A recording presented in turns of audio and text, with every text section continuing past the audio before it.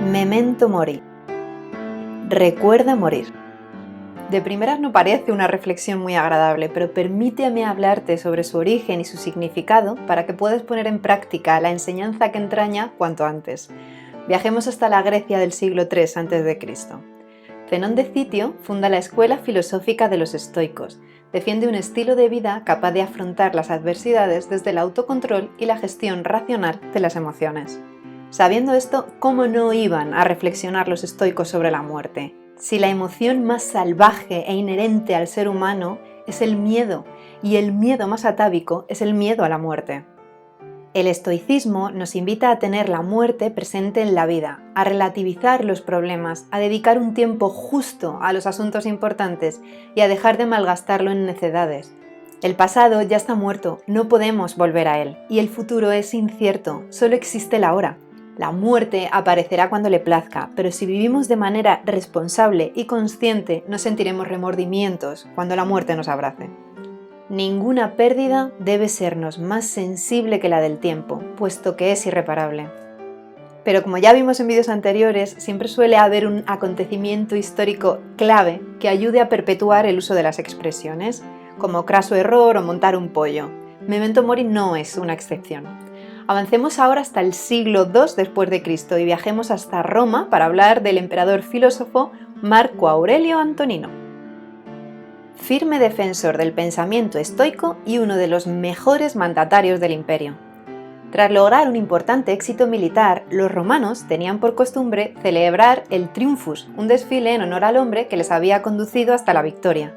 El héroe de guerra homenajeado recorría las calles de Roma en dirección al templo de Júpiter Capitolino montado en un fastuoso carro tirado por 4 imponentes caballos, vestido con la toga picta de color púrpura y bordada en oro.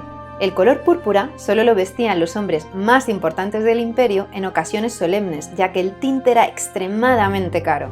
Frente al carro desfilaban los esclavos y los tesoros expoliados al pueblo derrotado, y tras él su ejército desarmado.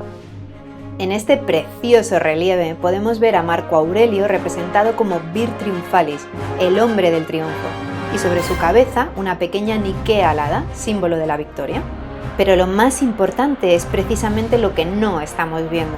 En el carro también viajaba un esclavo cuya única misión era la de susurrar al héroe una y otra vez durante todo el recorrido. Respice post hominem te esse memento mori. Mira atrás, recuerda que eres tan solo un hombre, recuerda que morirás. No olvides que eres solo un hombre. Con este ejercicio Marco Aurelio practicaba y honraba la filosofía estoica, recordando en su momento de mayor gloria que tan solo era un hombre, y como a cualquier hombre la muerte lo esperaba. La vida más larga y la más corta tienen la misma equivalencia, pues el presente es de igual duración para todos. La muerte es el elemento igualador por antonomasia de todos los seres vivos, guapos o feos, ricos o pobres, mujeres u hombres, jóvenes o viejos. Memento mori no te invita a mirar a la cara de la muerte con tristeza ni con miedo, sino desde el pensamiento racional y consciente. No obres como si fueras a vivir 1000 años, obra como si el fin estuviera cerca. Esta reflexión debería estresarnos. Dios mío, si el fin estuviera cerca, ¿qué haríamos? Probablemente no nos preocuparíamos por ir a trabajar o a estudiar mañana, ni por si tenemos ordenada la casa, ni nos preocuparía pagar nuestras deudas, pero en absoluto ese es el mensaje. Obra como si el fin estuviera cerca. Dedica tu tiempo a cada cosa en la medida de la importancia que tenga. Y aquello que hagas, hazlo con dedicación y con pasión. Dedicamos 8 horas diarias, 5 días a la semana a trabajar. Eso es mucho tiempo, amigo. Así que en la medida de lo posible, procúrate un trabajo que te haga feliz y que merezca la pena tu tiempo. Y obra de la misma manera con cada tarea cotidiana, por pequeña que sea. Encariñate con tu oficio, por pequeño que sea, y descansa en él. Vivimos tan sometidos al ritmo de la sociedad, a la sobreinformación mediática, a la necesidad de consumo, que por lo general desterramos los pensamientos sobre la fugacidad de la vida, hasta tal punto que solo nos acordamos de ella cuando sentimos la muerte de cerca, como le pasó a Jorge Manrique. poeta prerrenacentista del siglo XV, que a pesar de haber sido militar y haber conocido la guerra luchando en el bando de los reyes católicos, no fue sino hasta la muerte de su padre cuando logró entender la enseñanza que entrañaba Memento Mori.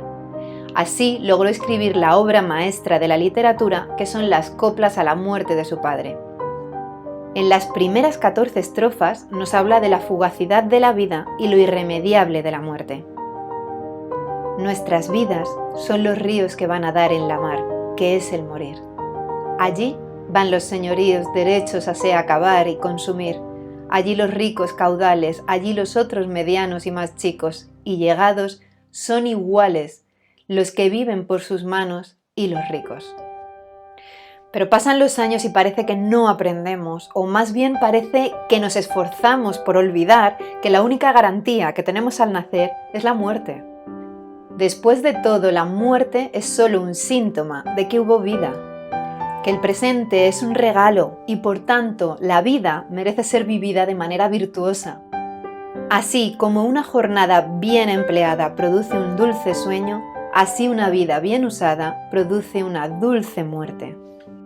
De modo que ama ahora mientras vivas, ya que muerto no lo podrás lograr. Vive ahora de forma consciente y ejercita Memento Mori, porque el mundo ha dejado de pensar en la muerte. Creer que no vamos a morir nos hace débiles y peores. Interioriza esta enseñanza sin tristeza ni miedo, porque no puede ser más positiva y estimulante. Recordar que uno va a morir es la mejor manera que conozco para evitar la trampa de pensar que hay algo que perder. Yo tuve la suerte de conocer un filósofo estoico del siglo XXI, un hombre que, a pesar de no tener estudios, aplicó todo el conocimiento de la Grecia clásica en su día a día. Disfrutó cada momento como si fuera el último, consciente de la presencia de la muerte en la vida. Jamás le vi enfadado y nunca conocía a nadie que le hubiera visto malgastar su tiempo con rencor o cólera. Siempre que se generaba un conflicto permanecía sereno y si le preguntabas su opinión, te miraba medio sonriente y te contestaba: al final, todos calvos. Recordándonos a todos la importancia de relativizar los problemas. De él, que nunca oyó hablar de Zenón, ni de Manrique, ni de Marco Aurelio, aprendí a aplicar Memento Mori.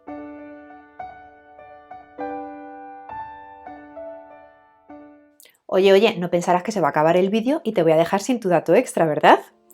Dato extra. ¿Recuerdas este pedazo de thriller de 1991? The Silence of the Lambs. En España lo presentaron como El silencio de los corderos y en Hispanoamérica como El silencio de los inocentes. Un peliculón protagonizado por Jodie Foster y Anthony Hopkins.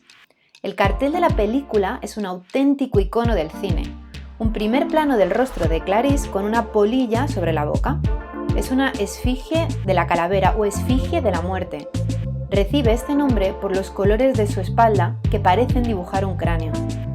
A lo largo del vídeo te mostré esta fotografía. La composición fue concebida por Salvador Dalí en 1951 y 40 años después se colocó sobre el lepidóptero. De modo que las 7 mujeres desnudas de Dalí han estado en este cartel los últimos 30 años y la mayoría de la gente no se ha dado ni cuenta. Espero que hayas disfrutado con esta nueva entrega del Ágora. Si te ha gustado, te invito a que lo compartas para que entre todos sigamos difundiendo la cultura. Nos vemos en el Ágora. ¡Hasta pronto! Mi querida Clarice, nos vemos en el Ágora. Pero no olvides suscribirte y darle al like y activar la campanita de notificaciones.